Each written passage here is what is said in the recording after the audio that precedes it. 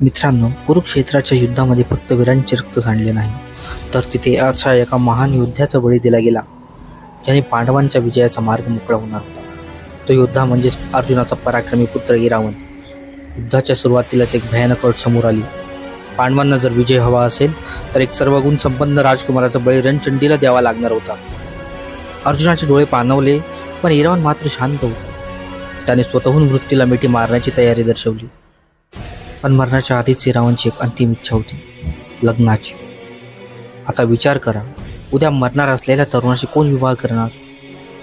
तेव्हा सृष्टीचा निर्माता स्वतःहून मदतीला आला. श्रीकृष्णाने मोहिनी रूप धारण करून इरावणची पत्नी बनवून त्याच्याशी विवाह केला. दुसऱ्या दिवशी विजा कोसळली, तसे बलिदान झाले. हा केवळ एक बलिदान नव्हता, तर ध्येयासाठी दिलेले सर्वोच्च त्याग होता. आज आपण छोट्याशा संकटांना खचतो, पण ज्याला आपला मृत्यू समोर दिसत होता तो योद्धा हसत हसत आपला गळा कापून घेतो. हीच खरी जिद्द आहे.